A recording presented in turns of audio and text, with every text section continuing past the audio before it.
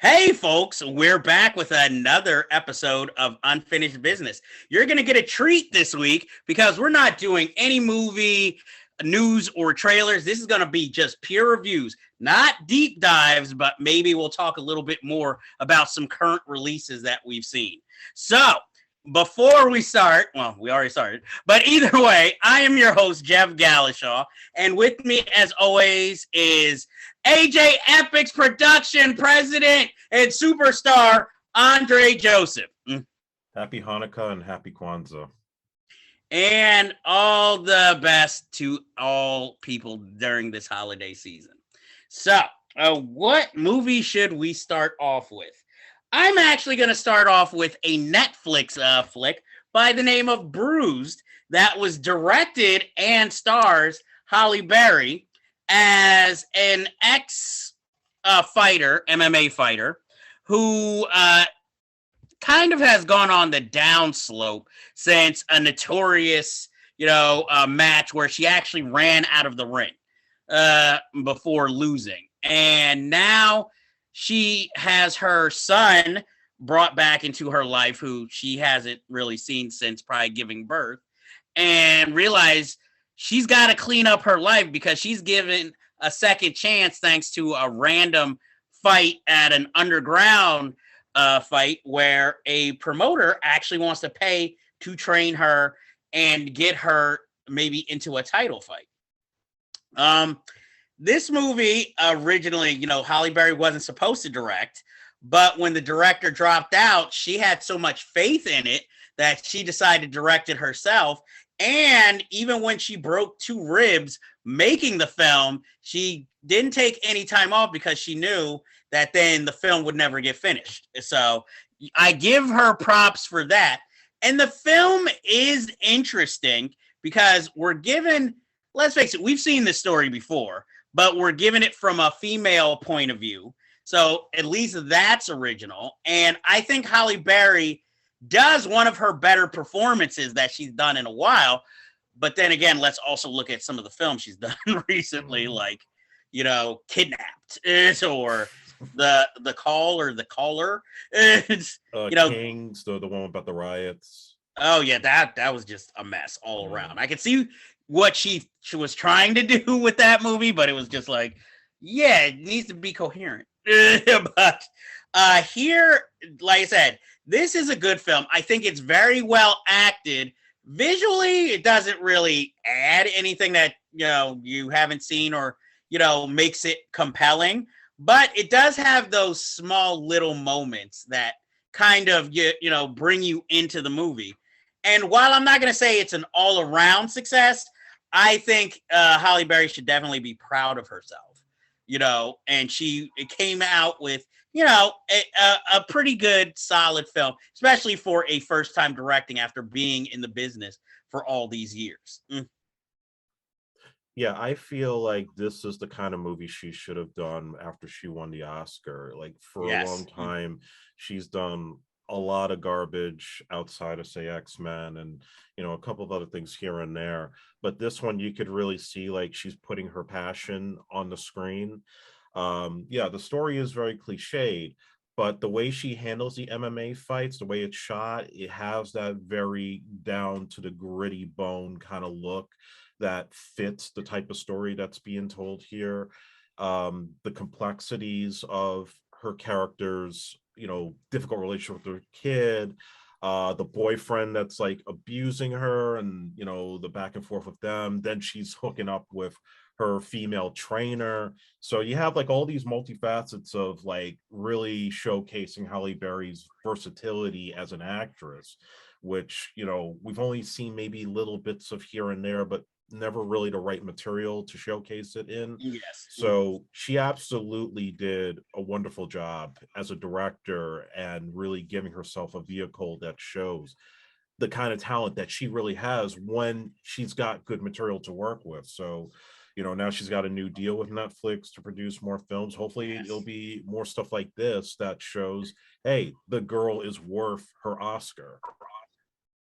Yes, because and one of the I guess, side stories I thought was interesting that they don't really get too much into, but keeps making you think is when the trainer leaves the hotel room and then shows back up later in the film. And we find out why she did it, but you're kind of wondering, what the hell happened? And I like that aspect of the movie. I like that, we get little hints about like who the father was, but we really still don't really know anything about him. And it doesn't really matter in the end, except for like little things that he used to do with the son.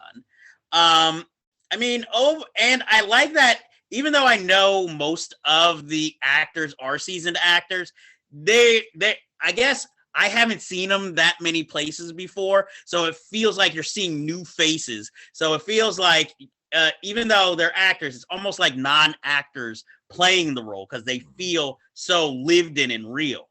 So hands off to Halle Berry for casting, and surrounding herself with such great actors. Because other than the corner man, that was the only actor I noticed in the whole movie.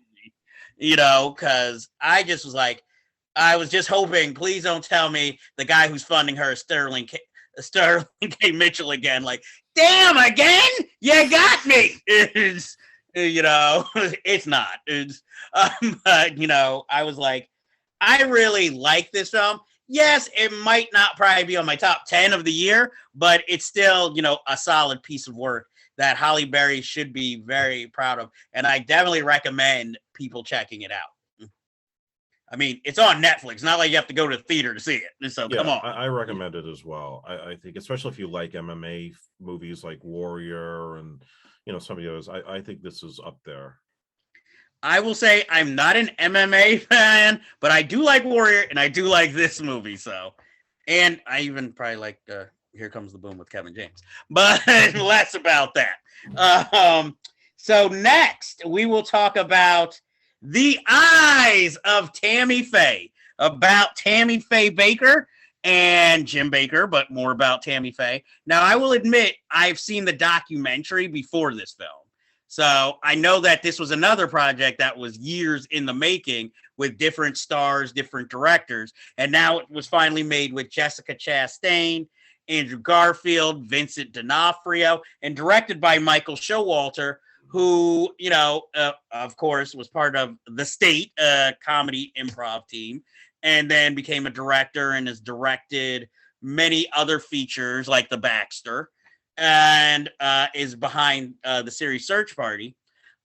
With this film, I will have to say I was looking forward to it, and I have to say I'm disappointed because this film is more a star vehicle more than anything to show Jessica Chastain's acting skills, which we already knew she had, and I don't blame her for it, but really, she's the only one who gets to shine because you have Andrew Garfield, who just doesn't really seem to do much except, put on a Southern accent and put some color in his hair. And I can't blame him for that because that's how the character is written, even though it's a real life character. And then Vincent D'Onofrio just comes into this movie, and it feels like he's more there for the paycheck. Because he doesn't inflect any of the scenes with anything. Even if he's supposed to be the villain, you don't feel particularly menace from him. You just feel like kind of an indifference, And, while they say, oh, Tammy Faye, she embraced, a lot of gay people and AIDS when everybody else in the church was shunning, it's like you generally get an overview of her life later in life. We get details in the early parts, but then after a certain part, it just becomes like more of an overview than anything rather than actual moments, information, or news. And, while I can say the movie's okay, I found it majorly disappointing, especially when it seemed like it was trying to have almost an I, Tonya vibe, but it never reaches even those dramatic depths. Like, you feel sorry for her, but you're never like at the end of the film, like either happy or sad for her. You're just like, oh, that was messed up. Next. And at least that's how it came across to me. Yeah, I was mixed on the movie. I think honestly she was amazing as Tammy Faye. Not knowing a lot about her story, I only knew about the Jim Baker, Jessica Hahn scandal, but the whole performance that she gives is just incredible, down to the makeup, and really falling into that portrayal was just a sight to see. Like that to me was acting 101, was just not seeing Jessica Chastain, but seeing Tammy Faye like in the flesh. I feel like Andrew Garfield was a little bit of a letdown because he's been kind of on a roll. But I feel like he's got that Ralph Macchio syndrome where he's so young looking that it's hard with certain parts for him to be believable as playing an older character. Okay. And that's where I think one part of the movie kind of falls short. I disagree about D'Onofrio. I mean, his screen time is limited, but he's playing Jerry Falwell, and Jerry Falwell was not really like a bombastic personality, but he does play it in a very sinister way, like I would expect Jerry Falwell to be. Like this is a guy that is like a diehard conservative, and maybe he did do some of the stuff that they said that he's done. I wouldn't be surprised, but we're not going to get into it here.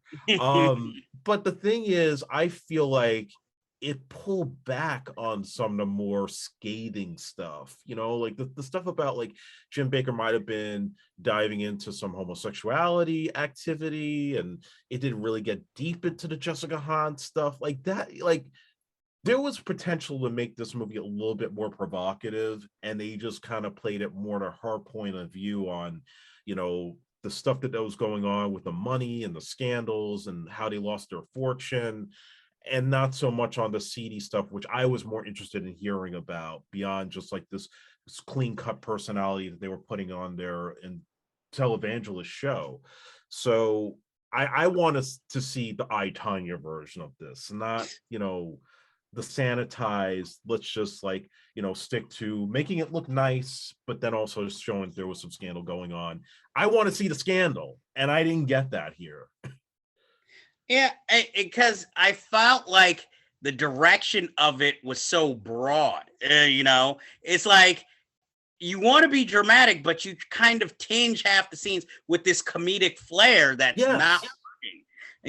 And it's like, and that was my problem with the movie, because it was just like anytime you're kind of leading us like, okay, maybe this will be when the film finally captures itself, and it's like, nope, it drops the ball. So it's like, oh, fumble. And if anybody is interested in the life of Tammy Faye Baker, I would say watch the documentary. I would say watch this film if you're a Jessica Chastain fan and maybe want to learn a little bit more about Tammy Faye and don't want to watch the documentary. But I can't wholeheartedly recommend this movie. Yeah, I would want to watch the documentary. Okay. But would you recommend this movie? Again, the performance is strong on her part. It's not a movie I would go and watch again, so no. Okay. So that is our review of The Eyes of Tammy Faye. Next up, I'm gonna go with, since we're doing things watched at home, King Richard with Will Smith, where he plays the father who basically made sure that his daughters achieved well in life, and they just happen to be Venus and Serena Williams. This is the movie Jada Pinkett can fight for when it comes to the Academy Award. This is where Will truly did immerse himself in the character, and gave his all. And most importantly, no catchphrases throughout the film from him. I was shocked at how deep he went into character, at least in the scenes, even though sometimes with that list, I was like, ladies man? Tim Meadows? But, that is how the character spoke, so I can't fault him for that. But, I didn't expect much from this movie. I expected probably, your typical bio kind of film. And I was shocked at how much I really enjoyed it and really got into it and was affected by it. I mean, Anjanae Ellis as his wife, in the film, she gives a strong, especially in the scene where the neighbor reports, sends out a false report for child services, and then she goes and confronts the neighbor.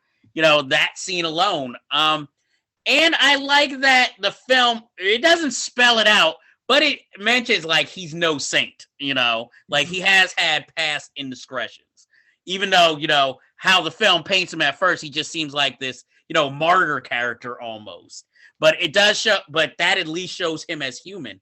And, also it's understandable, like in, okay, spoiler alert, like in an early scene when he's ready to go kill, the gangsters who keep harassing his daughter and keep beating him up, and and imply they're gonna keep doing it no matter what. And he goes to take care of the problem, but an intervention happens, which felt a little movie-ish, but again, I don't know the true story, so it could have happened.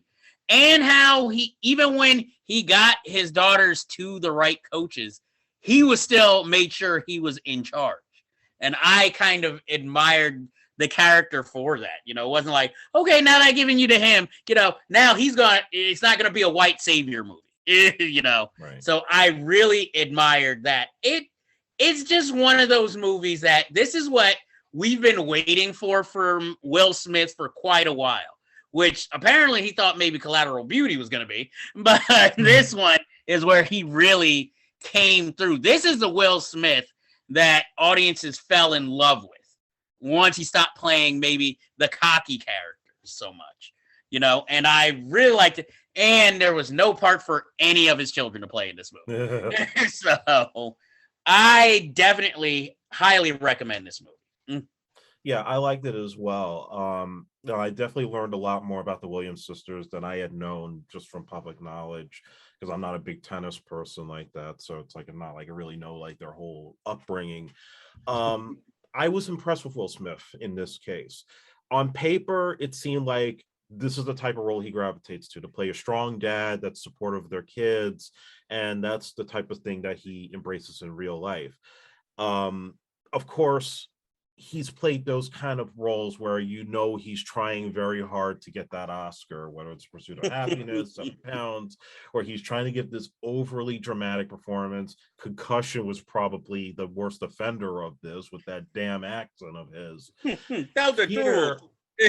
Yeah, but here he does embrace playing Richard. He gained a weight, he had the beard, he grayed out his hair, and really falls into this character. And there may be like 1 or 2 moments where he's kind of on the preachy side, but it's more natural this time. It doesn't feel like he's forcing the performance, but instead letting it feel lived in with the rest of the picture. And that's what makes this performance worthwhile for him to get nominated for an Oscar, because he's not going out there and trying to try to like say, hey, give me the Oscar for this. He really does play this guy exactly how you look at like at the end of the credits where they show the actual footage of the stuff that he was showing of his daughters. Like that's him. Like he really believed that character.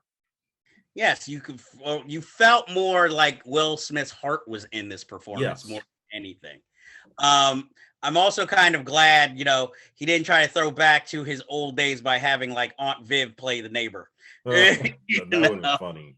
But it would have taken you immediately out of the movie. Yeah, that would have been the only problem.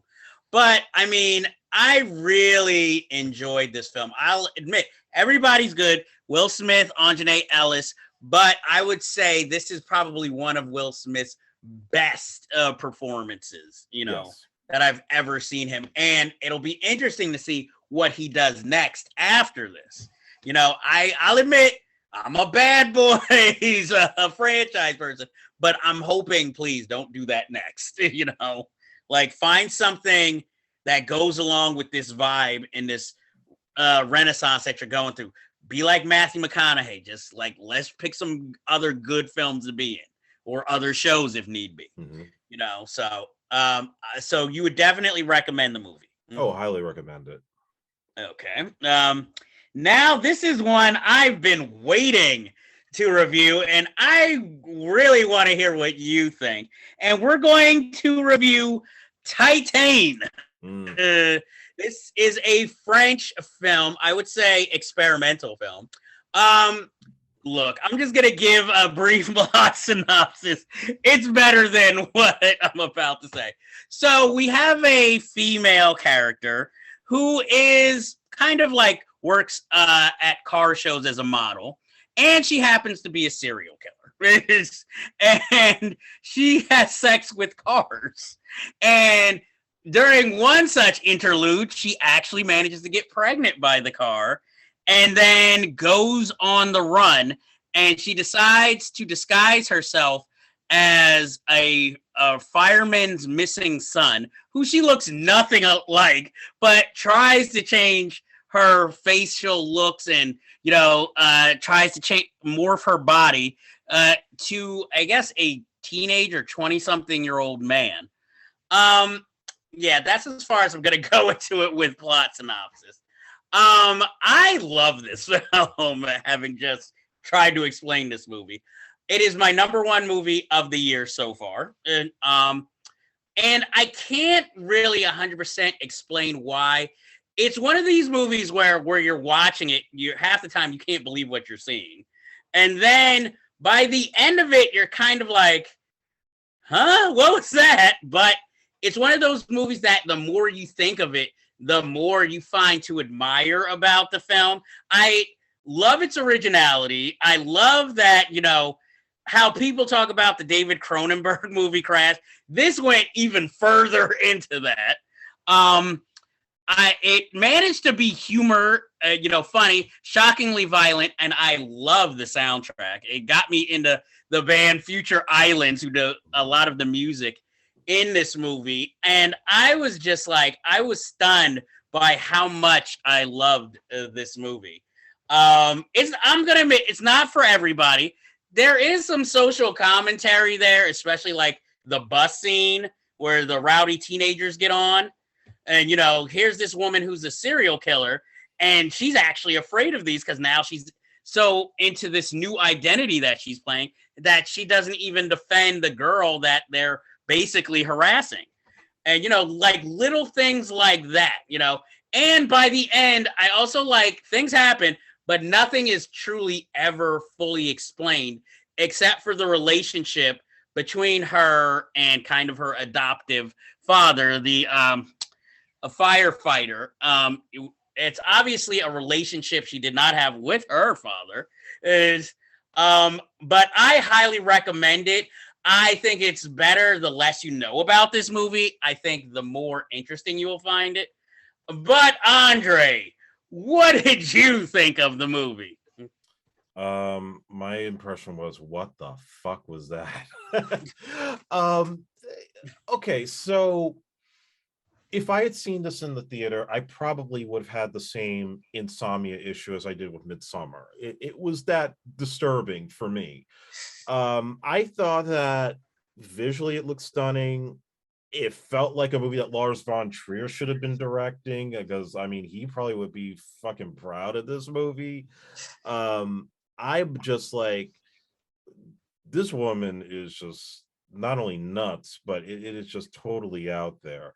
But look, I think it's an interesting story. I think it's interesting the way that she decides she's going to take the identity of this missing boy that she keeps seeing on the news, and then goes back to the father to pose as this boy, and then is constantly trying to like hide her woman parts and hide the fact that she's pregnant, which was really disturbing in itself, while he's trying to embrace her at every turn, believing it's his son, and going through his own stuff. I actually thought there was going to be something where they were going to end up hooking up, and that would have made the movie even 10 times more disturbing. It seemed like it was that kind of film. And there was also like another thing that kind of bothered me was when she kills the girl that she has the fetish with in the beach house. Did she really have to kill the naked fat black dude? He seemed like he was a nice guy. Like, he was a potential witness. Yeah, but he was harmless. He wouldn't have done anything. At least he didn't get the chair treatment, okay? Yeah, but it's like everybody gets whacked in this film. And so, that's the only thing that kind of bothered me in addition to all the crazy shit that happens in there. Um, I think if you like art films, you will like this film. Like you said, for me, I was half and half. I think there's the artistic side that I liked, and then there's the other part of it where I just wanted to like crawl in the bed and somebody get me some tea so I can relax. This is just horrible. Would you ever watch it again? And probably not after that first okay. experience.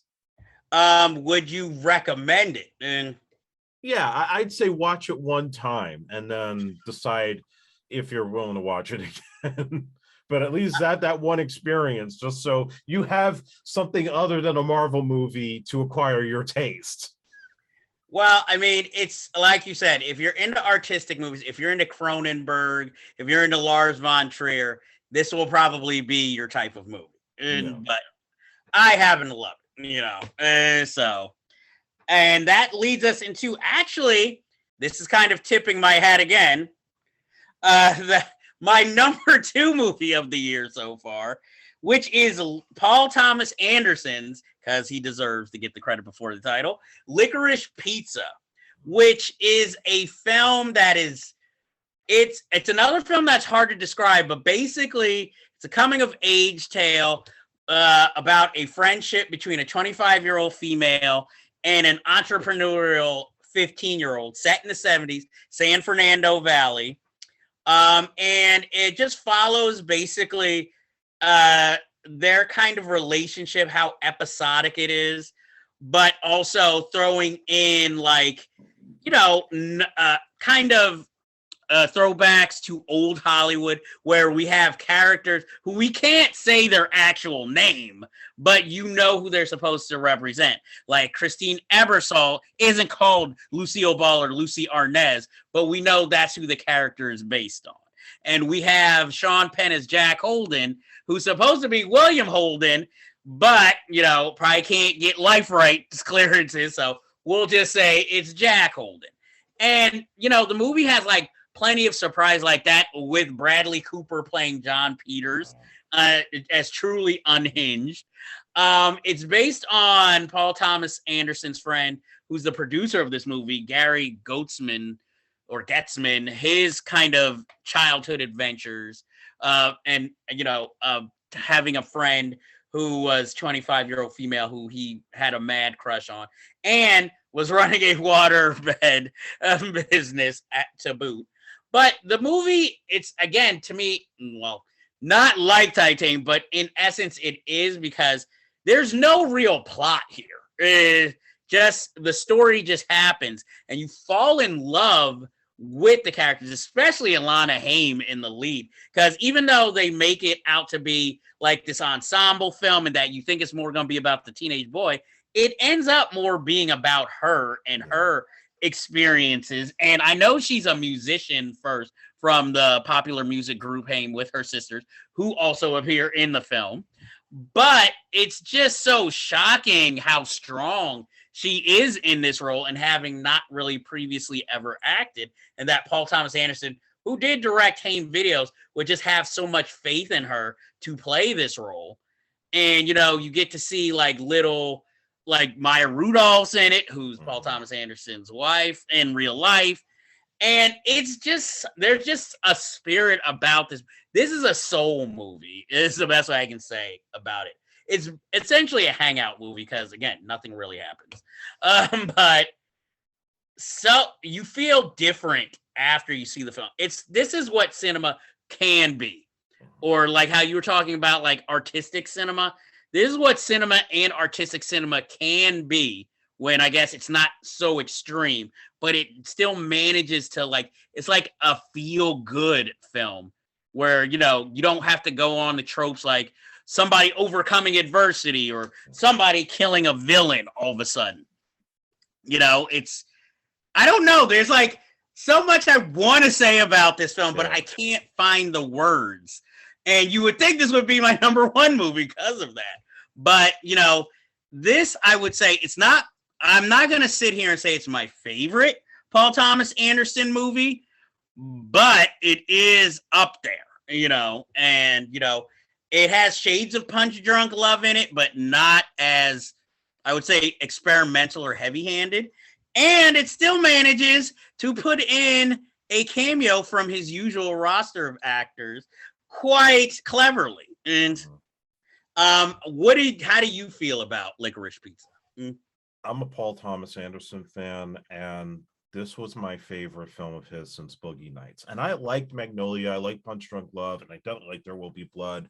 But I've been looking for that type of Boogie Nights picture from him for so long, and this one absolutely delivers. We saw it in 70 millimeter in the theater, and it looked glorious on the big screen. The music, I love the choices he made because he didn't go for the typical type of pop music that was number one on the charts in the 1970s. He chose a lot of obscure type of tracks from popular artists. I enjoyed that tremendously. The Bradley Cooper performance as John Peters was just magnetic. I mean, every story you've ever heard about that guy, even some of the interviews that he's done, I mean, Bradley Cooper dialed that up to 11 and knocked it out the park. He was that good playing John Peters. Just the craziness, his obsessiveness, and then like his fetish with women, it was all there. And I'm glad it wasn't also the whole movie either. It was just that one little vignette, and then we kind of moved on from it from there. And like you said, there's really not a plot. It's basically Alana Haim and Philip Seymour Hoffman's son, playing the other character. And they had great chemistry. And even that character that the son played was the kind of, like, I've seen those type of personalities in real life. So he was realistic in that sense. I would still say, there was a really good arc that I like with Alana Haim. She definitely was the star of this picture. I got the sense coming out of it that this was somebody looking for a male figure to cling to. And in every turn, whether it was the Holden character or the Sardi brother character playing the guy running for mayor, like there was always like a guy that she was either trying to hook up with or to look up to as like a mentor figure, and everybody falls to the wayside. And that's what eventually gets this romance going at the end. But they make you earn it, right? There's a whole arc to make you earn that relationship while it remains platonic throughout the picture. So in that sense, I thought the script was brilliant. And, it's up there for me as one of my top 5 favorites this year. Well, see, I find it interesting you say it's your favorite since Boogie Nights, because to me, my problem with Boogie Nights, while it's a good film, I always can feel the direction, like the style of it. Here, it felt, there is style in this movie, but it feels so free-floating that you don't really notice it as much. Yeah. Like, unless you're really paying attention. Whereas with Boogie Nights, it was like, okay, whip pan. Okay, I know that. This is going here. This is going there. Close up or extreme close up all of a sudden. And, while I like that, in certain movies, I like here that everything was done with a light touch. Like, even as you said, even though Bradley Cooper's dialed up to 11, he doesn't take over the movie. Right. We get a nice light touch of him, and then he's gone. Even though I kind of wish we could have seen the scene that they show in the credits of him destroying cars. Yeah. That they show in the trailer. It was like, you're waiting the whole movie, and it's like, oh, it's not even in the movie, it's only in the credits. So that would have been nice. But like you said, I like that, everything is earned in this film, especially like even that politician storyline just comes out of nowhere. And then he makes it poignant and strong, and, this, I will say this is one of Paul Thomas Anderson's best written films also, because again, it's not as heavy handed. It's a little more free flowing, and it's not as quotable either, Also, it doesn't pull back on the way the times were back then. Like, I'm thinking about the John Michael Higgins character, who's like married to like 2 different Asian women, and the way he talks to them, he doesn't speak in their language. He just like almost talks like, a fake, I'm not even going to do the accent, but like a fake Chinese accent.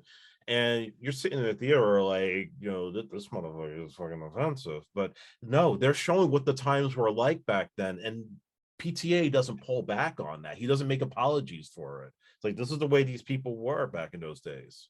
Well, that is probably out of anything in the film, that has been like the biggest controversy with the film, is that some people are offended by that scene and that character, because then you have to erase history because that's the way it was in those days.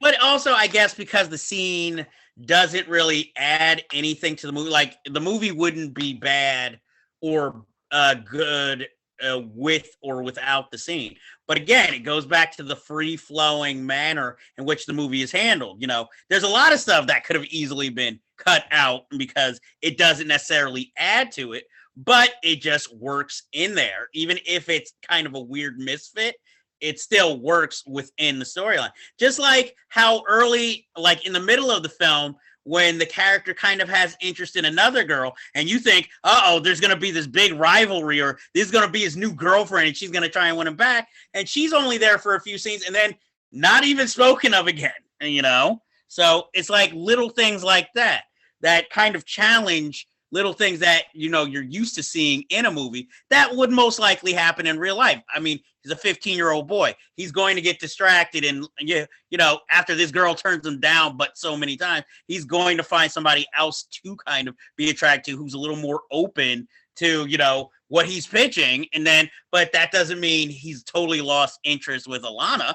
You know, he still is attracted to her, but he's having his little dalliance here, you know, where it seems to be working. And, you know, I totally love it. And I would say I would definitely put Alana Haim up for Best Actress this year. Yeah, she was excellent.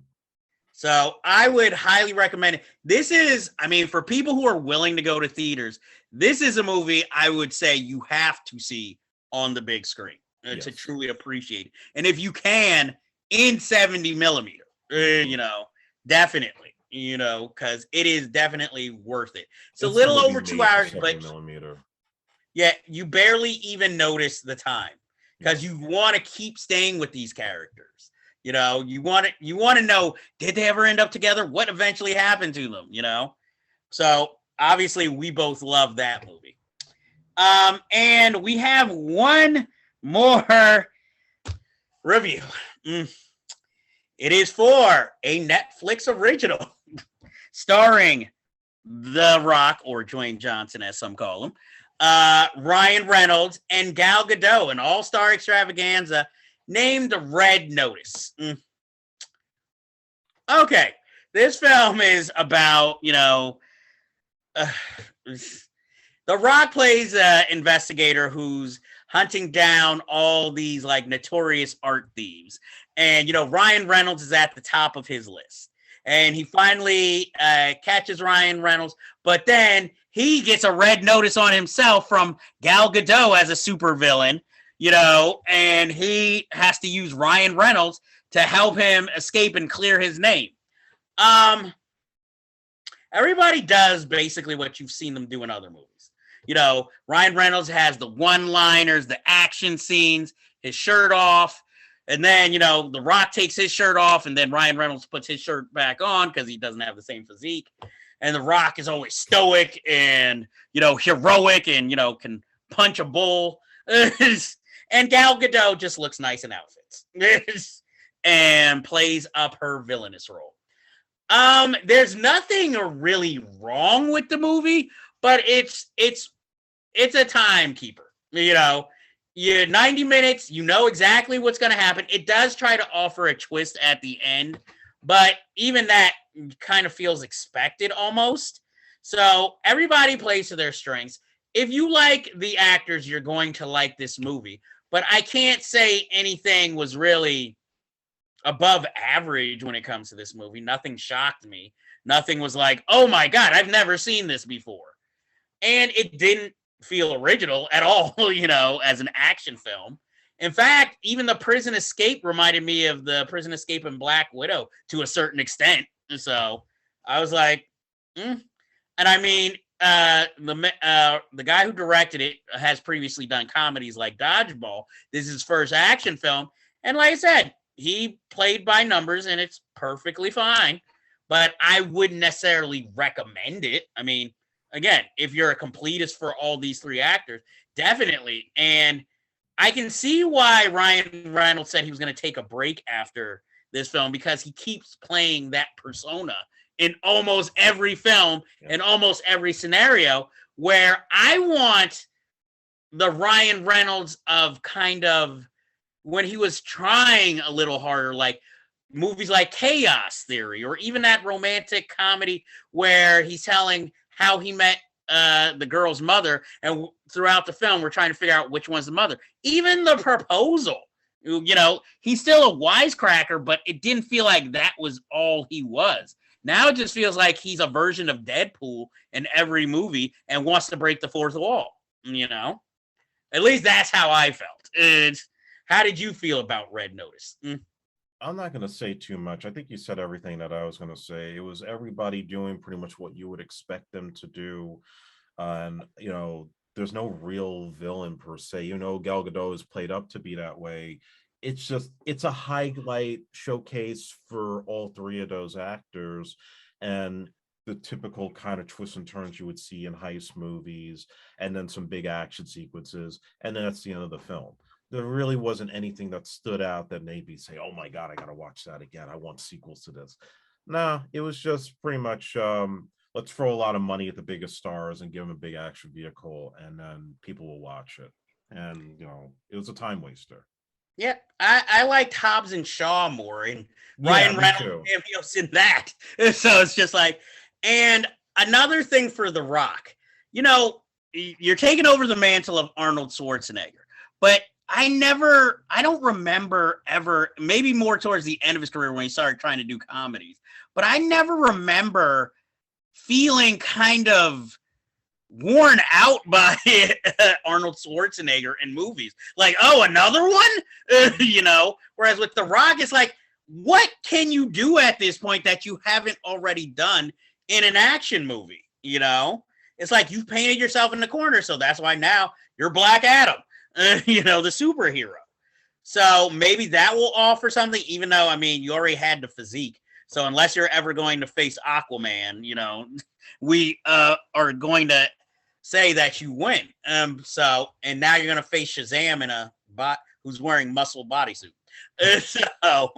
But, it's just for all of them. Take more risk. Ryan Reynolds, please try something different. You can go back to the wisecracking, even if it's just Friends types of movies. At least those were supposed to be comedic, and you didn't win everything.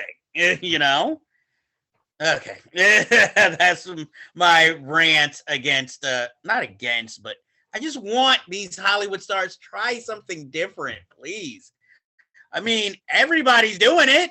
Brad Pitt isn't playing the same types of role. Leonardo DiCaprio is trying, another comedy with this Don't Look Up Netflix movie. Meryl Streep's just pretty much going through comedies like if they're water at this point. It's not always a heart-wrenching, foreign accented, dramatic character. So that's all I'm saying. I know The Rock, you just cleaned up at the People's Choice Awards. But I'm just saying, let's try something different, shall we? That's all I'm saying. More Gridiron Gang, if possible. Those types of movies where you're not kicking everybody's ass. You're playing somebody motivational. Hey, Escape from Witch Mountain 2. Okay, whatever. No more. Well, I don't think you'll do any more Fast and the Furious movies. But, same thing for Vin Diesel. Get out of the franchise, buddy. But okay, I definitely would recommend it. But if you need something to watch, you like action, okay, it's better than Welcome to Sudden Death with Michael Jai White. Oh god. And yeah, I watched that too. That is the end of this episode. We actually don't have any movies that we've seen recently, but that ends our business for this week. But as you know, we always have unfinished business. So I have to ask you fine folks out there, have you seen The Power of the Dog? If not, why not? Because it's fucking awesome. Andre, any movie you'd like to recommend? Have you seen the movie Zola? If not, why not? Because it's fucking awesome. I agree. And that ends this week's episode.